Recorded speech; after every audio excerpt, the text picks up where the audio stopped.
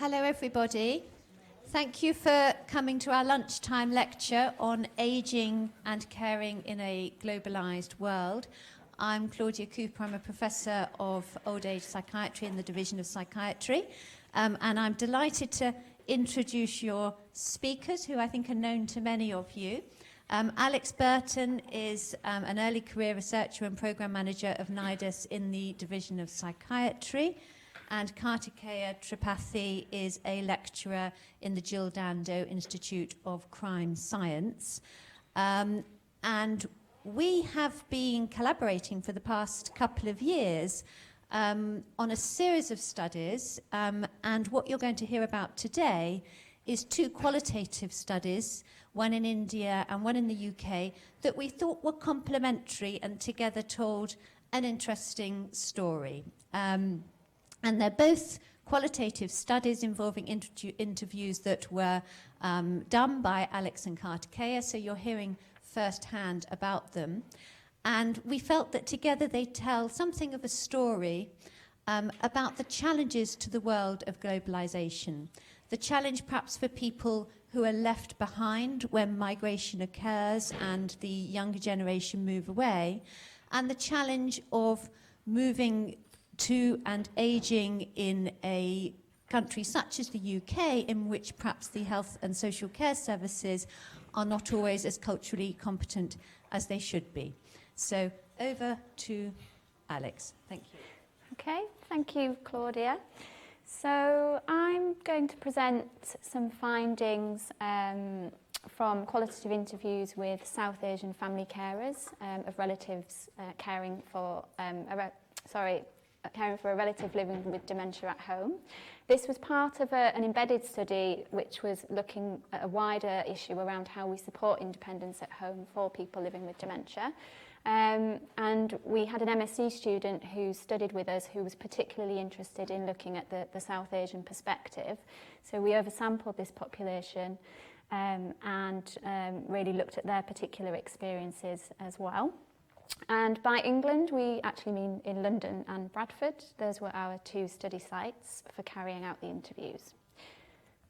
So a bit of background to why we think this issue is important. So the number of people with dementia from minority ethnic groups is predicted to increase sevenfold by 2050, compared to twice as many in the general population, in the majority population. The risk factors for dementia in this group might be raised because of social integration, socioeconomic factors, less formal education, potentially worse employment conditions. And another risk factor is that this group are at an increased risk of cardiovascular disease, such as factors such as obesity, diabetes, which also increase the risk of dementia. So we focused in on the South Asian population, and by this we refer to people from India, Bangladesh or Pakistan, either who were born in the UK or have emigrated from these countries with family, because they're the largest minority group in the UK, comprising of 3.3 million people, and particularly in London and Bradford. In London, that figure is 12%. In Bradford, it's more like 20% of the population. And within this group, research suggests that caring is seen as expected and a moral duty and obligation in South Asian communities. However, family carers experience high burden, anxiety and depression for a range of reasons, and these are around possibly stigma and a lack of understanding of dementia, burnout, and as I mentioned before, same as the risk factors for dementia itself, lower socioeconomic status. So previous work has identified barriers to help seeking in these groups, and there are four kind of themes coming out of the literature. One is around a stigma and a fear and mistrust of services, and one of the people that we interviewed actually spoke of a lack of a word for a care home in his language, and there's a real fear of admission to care home if people start to engage with services, that it will go down this route, and it's not something that people really want to think about or engage with. The second, as I've spoken about, is cultural expectations to care, so that moral obligation. and that perhaps people don't want help or feel that it's not something that they can actually ask for. There's also perceived or actual difficulties accessing services, so this might be around cultural competence, relevance of services to react to people's needs, and also something around memory loss being a normal process of ageing. So again, that lack of understanding of dementia, and that if it's a normal process, why do we need to access formal support services? So this research tends to come from people who have not actually accessed services or have had a barrier to actually getting into the services. So we actually wanted to speak to people who had some experience of receiving services, in particular a diagnosis of dementia from a memory clinic, or for some of our participants they had experience of receiving home care. So we identified 4 themes from the family carers that we spoke to. The first really reinforced what we knew already. Even for people accessing services, there's still an expectation and duty to care, and that perhaps services aren't fulfilling the support that they need. And this expectation and duty to care also really looked at, people were telling us that they were fearful of losing jobs, or that their family relative would come first, and so that might impact on their employment because they were taking time off, and they were worried about how that would look. And also in terms of relationships, that relationships were suffering, and one of the participants spoke about his partner and him breaking up because of the pressures of caring. The second theme was around this expectation and duty acting as a barrier to accessing formal care, and I'll talk a little bit more about that in the next slide, because that operated on 3 levels, in terms of reluctance from the person living with dementia, the family carer, but also services not really being set up to cater for people's needs.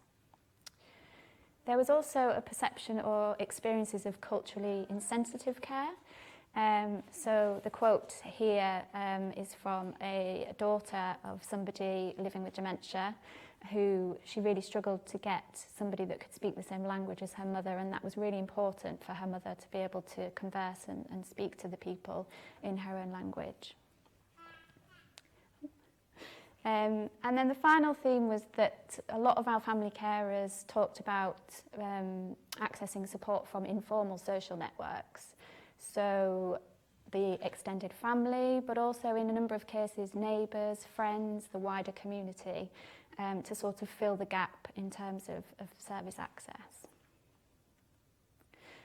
So in terms of the theme of expectation and duty to care acting as a barrier, the family carer reluctance really stemmed around this bravado, this need to cope, this feeling that I don't want other people to see me struggling, and not realising that there were things that could be done to support them as well as the person living with dementia, that there might be things that were out there in terms of voluntary services, formal services, etc. In terms of the person living with dementia, some of the family carers said it was really difficult sometimes for their family member to accept care, that they wanted their relative to continue looking after them. And I think this played out in something that Claudia said, in that was really evident when it was a child looking after a mum or dad with someone with dementia, in terms of a clash between maybe traditions and in terms of the culture. Growing up in a Western society where you have a very individualised approach versus the values of their parents coming from different countries. And the final barrier was around the service structure. So the quote here was an example from a son of someone living with dementia. And he reported that the home carers were coming in regularly to help look after his mum. But noticed that he was around in the evenings a lot while they were there, so they decided that he was doing enough and that he didn't actually need the support of the home care service for that particular time in the day. So unfortunately, he said that they lowered the care package, so that he no longer received the evening call. So in terms of what we might be able to do to support family carers from South Asian backgrounds, we think that we can develop culturally relevant psychosocial interventions to help alleviate burden and stress. However, there are currently no published trials of culturally appropriate interventions that we know of, especially in the UK. From the research that we've done and previous research, we think that interventions should seek to challenge beliefs that seeking help is shameful, or goes against these cultural expectations that people can manage on their own, and that there's not a need to involve others. We feel that they should challenge assumptions from the service side, that people from minority ethnic communities might require less services because they care themselves and the carer is the person that's looking after the relative, and that perhaps they don't need the interventions.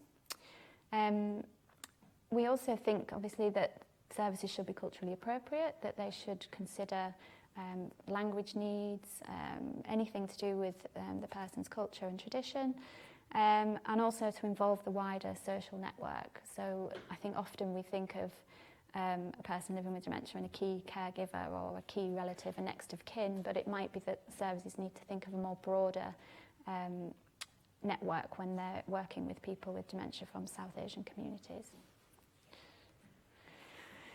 So in terms of interventions that are currently being developed and run within the Division of Psychiatry, so there is an intervention called START, which is a manualised intervention to help family carers of people living with dementia to reduce their depression, anxiety, and trying to improve their quality of life.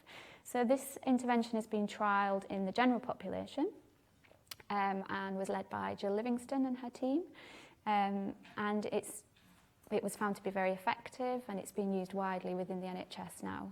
It's been rolled out across the country. So at the moment the team are currently adapting and testing this intervention specifically for South Asian family carers. So they are translating materials, they are using bilingual therapists to deliver the intervention, and thinking about adapting the content to suit people. And there's also been a recent successful funding bid to actually implement this work in India, so again cross countries, to see if it works in other contexts. So Claudia mentioned as well that we are currently working on the NIDA study, which is new interventions for independence at home for people living with dementia. And so while at the moment this is quite early days, we're about to test it in a randomised controlled trial. So it isn't specifically adapted for culturally, so in terms of language. However, the approach we think should be able to reach people from all different communities because it's very personalised, it's to do with setting goals that the person wants to work on and achieve in the next 6 months. And those goals can be anything to do with supporting independence at home. And the boxes here just represent some of the modules that our therapists can deliver with people with dementia and their family carers. And I think some of these speak to some of the issues that the family carers from South Asian backgrounds have told us about. So things around getting out and about and staying connected to the community and the wider social network. Things around accepting care, and particularly around the person with dementia accepting care, and carer wellbeing and support, and communicating with professionals and how to navigate some of the issues that people might have in terms of accessing services. So I'm going to hand over to Kartikeya. Yeah.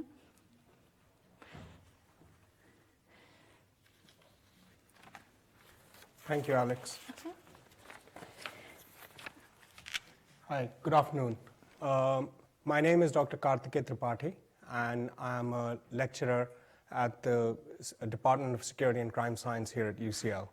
And I've been doing research on cybercrime against older people in Mumbai.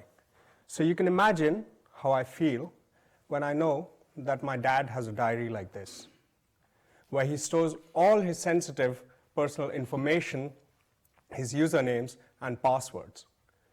What you have to understand is that my dad is 70 years old. And unlike my undergraduate students, he didn't start using the internet at the age of 3.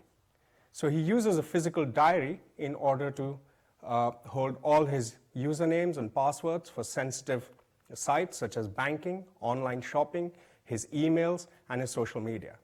Now that diary in the hands of a cyber criminal is a treasure trove which he can use to wipe out his bank account. What we do know from the research is that as global internet penetration has increased, so has cybercrime. The estimates for the money that's lost to cybercrime every year range from anywhere between 100 billion to a staggering $1 trillion a year. And most of the victims of cybercrime are not large corporations. They are what are called as home or ordinary users, people like you and me. And while the risk is spread across all age groups and genders, it's older people like my father who are disproportionately vulnerable to cybercrime. So what do we know about older internet users? Well, on the positive side, it is one of the fastest growing groups of internet users in the world. But they're also extremely attractive targets for cyber criminals for various reasons that have come up in research. First of all, they have a relative lack of familiarity with technology, which is understandable. Most of them got introduced to the internet in the latter half of their lives. Therefore, several natural online security behaviors, which are intuitive to younger people, are not easy for them to follow. The criminals also know that older people are relatively wealthy. Think of it in terms of the pension money that they hold in their bank accounts. And finally, what all research has shown about cybercrime against older people is that there's a great reluctancy on part of older adults to report their criminal victimization. It's largely due to a feeling of shame. What this means for criminals is that these cases are hardly ever reported to authorities, which means that they can get away quite easily. So we conducted our study in India. It is a country with the world's second largest population of older adults, a population which is expected to grow to 327 million people by 2050. These are people who enjoy relatively easy access to the internet. India has one of the cheapest broadband services in the world, and if you live in an urban center, it's very likely that you're going online. Like their counterparts in the rest of the world, older people in India rely on smartphones to access the internet. And why are they going online? They're going online for banking, they're going online for shopping, they're online a lot to stay in touch with their relatives and friends in other parts of India, or even other countries. And of course, they use social media to catch up with the latest gossip. So much of their use of the internet is just like you and me. But at the same time, this growing population of older adults in India is facing some challenges that have come because of demographic changes in society. One of the main ones being breakdown of what is called the joint family system in India. The joint family used to be a great source of care, support, and protection for older people in their, after retirement. What's happened now is that with increased urbanization, you have more and more older people either living alone or with their partners, but not with their children. This has led to issues of isolation and loneliness, which feed into their vulnerability to cybercrime. We also found through data that the most common crime against older people in India was of cheating and fraud. And we expected the trend to be the same online. So we conducted our study, funded by the Grand Challenges Fund at UCL, in Mumbai, which is India's wealthiest city. It is the commercial capital of the country. And you have to remember that for the past few decades, India has had one of the fastest growing economies in the world. And much of that money has been generated in Mumbai, which has a large middle-class population. So what were we doing in our study? We wanted to find out what is it that made older adults living in Mumbai vulnerable to cybercrime. To find that out, we interviewed victims who were between the ages of 62 and 77 years.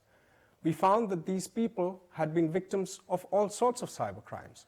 they had been victims of social engineering, they had been victims of credit card fraud, they had been victims of online romance scams. We also spoke to their relatives to get a better understanding of what was it that was going on in their lives before they became victims and may have contributed to their experience.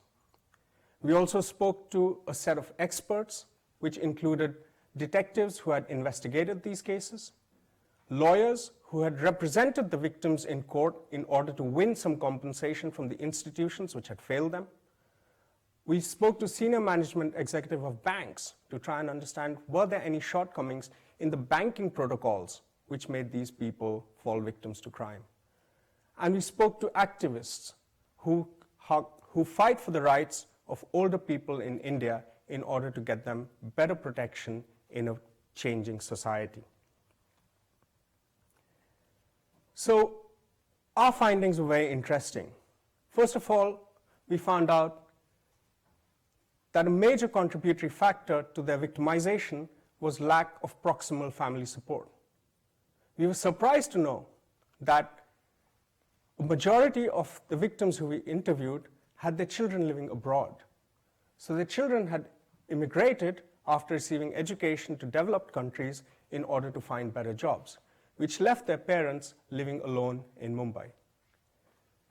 A role was also played by generally weak data protection and privacy laws in India, which allowed the criminals to access personal data of the older people, which facilitated the crime. And worryingly, we found that the criminals who targeted these older people were highly motivated and organized.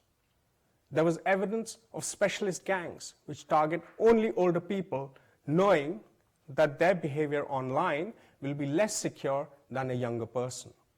So these were not some fly-by-night operators, but dedicated gangs who target only older people in Mumbai. Our participants also complained that there was a lack of institutional support both from the police and the banks leading up to the victimization and post-victimization. They found it hard to lodge their complaints. Often they had to take the support of lawyers in order for the banks and the police to listen to them. But here we must bear in mind that the police in Mumbai is overwhelmed by the number of cybercrime cases that are taking place, not just against older people, but generally in the population. And they find their resources extremely stretched in order to respond. Perhaps the most moving part of our study was finding out the impact that the cybercrime had upon our participants. We realized that in many cases, they had lost their life savings or money that they had put aside for emergencies such as medical cases. This left them with persistent and unresolved feelings of shame, anxiety, and depression. These feelings lasted months and in some cases even years after the actual victimization. We came to know that all our participants were professionals who had led extremely successful and rewarding lives. They had never been victims of a crime in their life. And they felt really shocked when they were victimized online post-retirement. Generally, it led to their withdrawal from most online activities. This also meant that they were banking less online, they were shopping less, and also they were not in touch with their relatives anymore, which further exacerbated the feelings of loneliness and isolation. Having done this study in Mumbai, we continue to do work on it here in the UK, where again, it is a very serious problem. We're trying to understand what factors make older people in this country vulnerable to cybercrime. We have to understand that banks are increasingly closing their high street branches, forcing people to go online to carry out their commercial activities. So in a study which is funded by the Dawes Center for Future Crimes, we are working with banks, we are working with police, and we are working with rights groups in the UK to find ways to increase reporting of this crime by older people and to safeguard them online so that they can continue to use the internet safely and enjoy it. Thank you.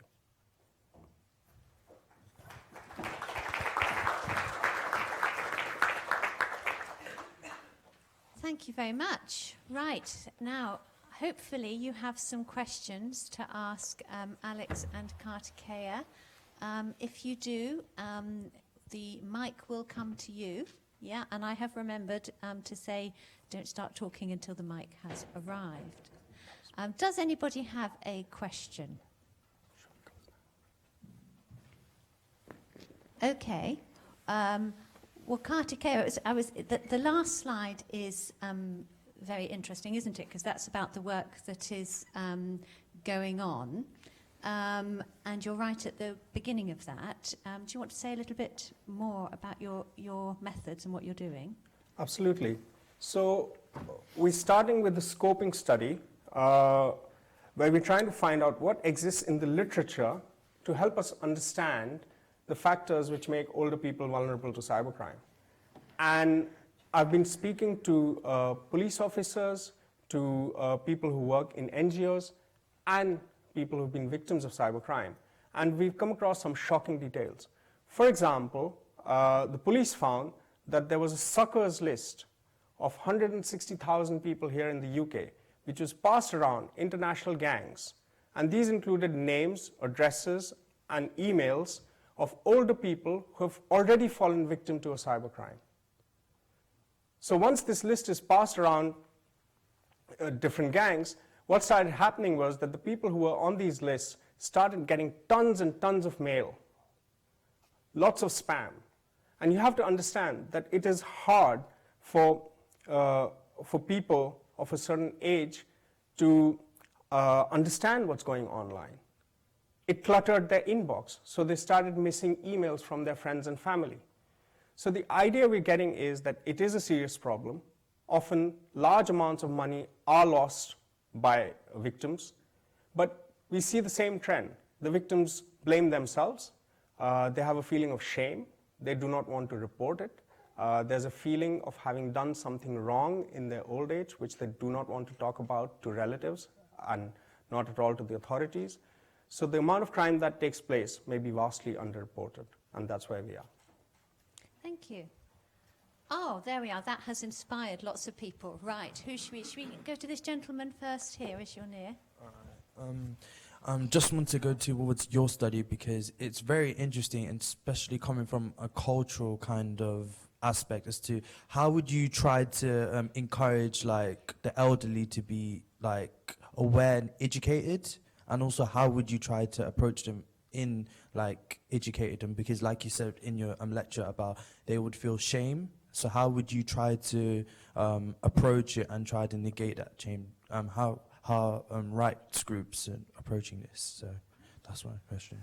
So there are a number of awareness campaigns which are being run through NGOs here in the UK, but the main issue that remains is removing the stigma attached to a feeling that you somehow played a part in your own victimization. Because many of these scams are social engineering scams, or if you look at romance scams, the victim often feels that they played a part and they were not careful enough, or they were duped knowingly into parting with their money. So it's those kind of associations that we need to remove for people to be able to come forward and recognize, no, this was a crime, the person behind it is a criminal, and I need to report it to the authorities so that something can be done. But that's very hard to do right now. Thank you. Well, there were some other questions, weren't there? Who else had a question? I think you did, didn't you? Eh? It's the same question. Oh, right, there we are. About what? Yes, okay. Oh, hang on. In that case, wait for the mic before you add something. Thank you. So, in terms of, you are telling that they don't really want to talk about it, but can we sort of, when aged person is going to use a computer, social media, or anything like that, yes, they do have this sense of proudness of them, but how can we teach them really that these things aren't okay? You know, bringing them awareness, sort of giving them a book or having small, like short films to explain them all this stuff, because I do have, you know, my parents, they aren't aged as your dad, but they still don't understand it. Like, how can I tell them, like, introduce them the information that will make them understand? Okay, this is extremely hard because it's about bringing about some sort of institutional change. Like I said in my presentation, intuitively, it's much harder for older people to interact with technology which wasn't really designed keeping age in mind. And that's where a lot more work needs to be done. For example, this, if I was told by a banker that if there's an older person who comes into the branch every Thursday and withdraws £100 for 3 years, and if he comes in one day and asks for £7,000, there's someone who will have a chat with him and ask him what's going on. Why are you withdrawing so much more money? But the same person can go online and make a transaction for £70,000 and no alarm would be raised.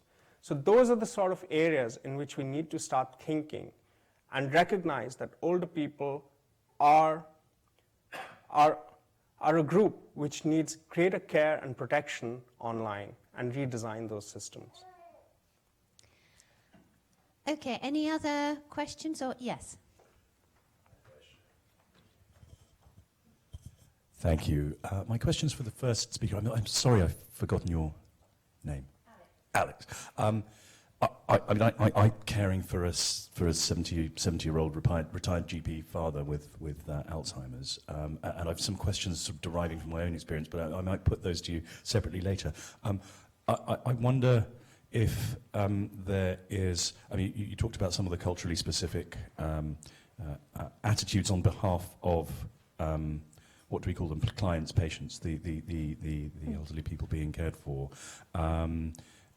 And I'm wondering how much work is being done, either by the service providers or by sort of groups within these communities, to actually change the attitudes of the patients themselves with respect to what they expect of their families, and with respect to perhaps what they expect of their carers, and how they could perhaps be more open-minded to carers who don't speak their language and so on, although it does become more difficult as they get older, and in the case of my father, you know, he's reverting to Gujarati.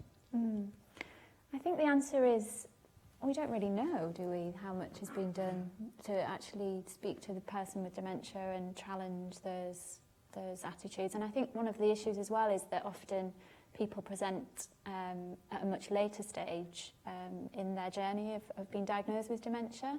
So it might be quite difficult to start those conversations when people are very reluctant to access care earlier on. So I think, yeah, people don't access the services potentially until things have gone a bit further down the line. I don't know, Claudia, whether there's anything you want to add to that, because Claudia works in a memory service. So. Yes, I think there are various different forces, really. I think one of the positives is that we're moving away. There was a sort of early message, as there often is in research. The early message was that black and minority ethnic communities, which is itself is a label that has been criticised a lot recently, sort of almost look after their own, that in a way it kind of gave permission to services not to be culturally appropriate, because there was this idea that actually certain communities don't wish to use our services. And there has been quite a bit of research now which has debunked that and said, no, actually, people don't use our services because our services are not culturally appropriate, not because they don't want to. And of course, this isn't a static population. The extent that the views and attitudes of BME carers are, you know, there are generational effects. So in a lot of our interviews, people were saying that the very traditional attitude of we don't use outside help was very much their parents who they were caring from. That was how they saw it. But the daughters and sons had a slightly different view, which took account both of the home culture of the country that they were originally from, and also from a UK perspective. And that was something that was very difficult.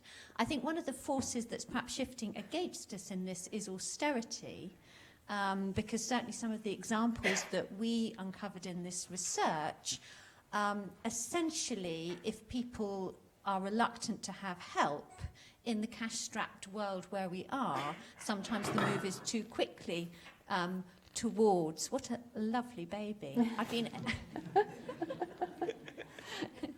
Anyway, sorry, distracted. Completely distracted, actually. But we shift too quickly, perhaps, to, oh, right, you don't want help, fine, okay, we'll move on to the next person. Whereas I think perhaps 10 years ago, when there was a little bit less stress in the system, people might have been able to have conversations. Because actually people often say to me, no, I don't want to come to an appointment. But actually when you explore a little bit, sometimes that can become a yes.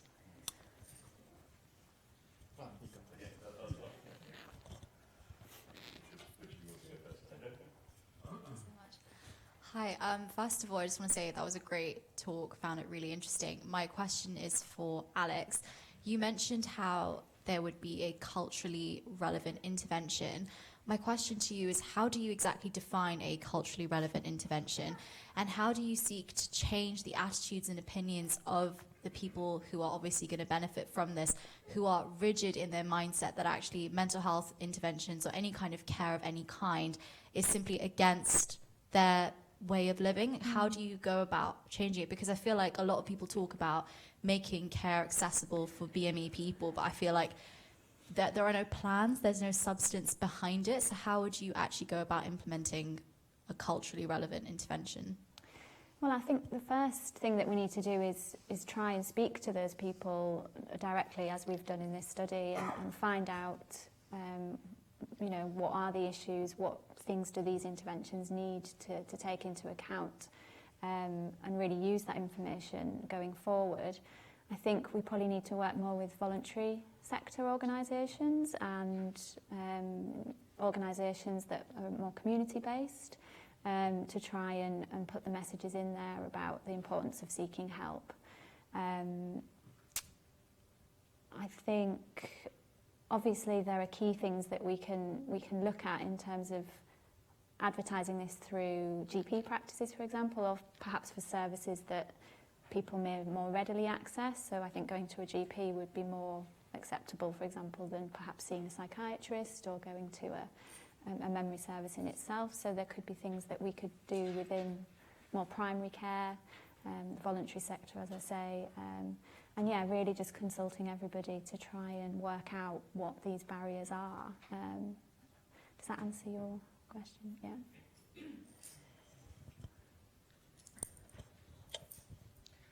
I'm not sure if this is really a question that I can ask you in this form here, in this format, but basically it's about austerity, which you mentioned, Alex, or whoever did mention it.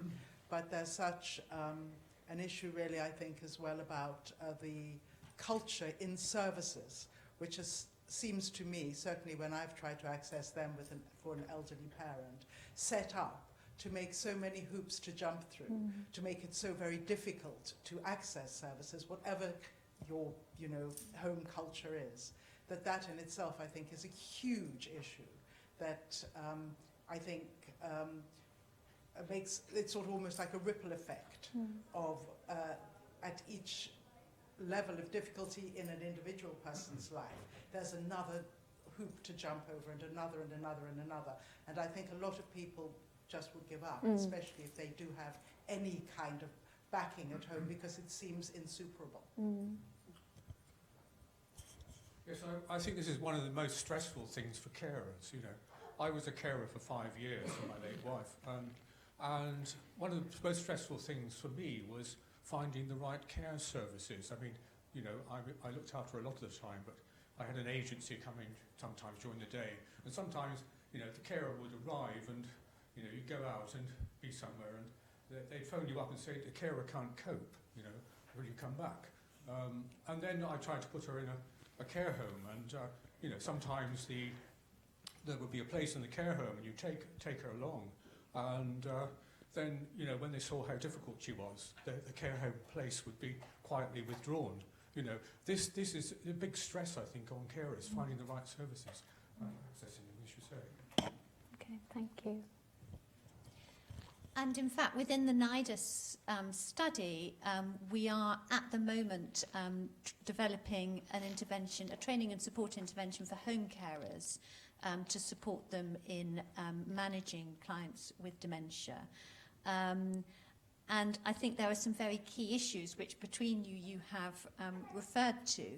And I do think that for people from any culture and any background, we all have basic needs when we access a service when we are in distress. And I think people answering the phone, being warm, empathic, and feeling that people are interested and have time to talk gets you quite a long way.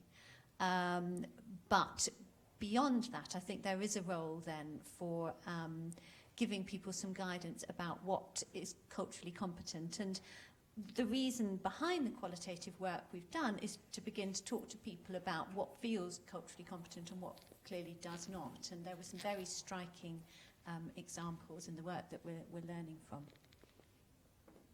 Ah, right. Yes, that was very good sign language then. So thank you very much for coming, and thank you to our two speakers, Kartikeya and Alex, and for all your interesting questions. Thank you.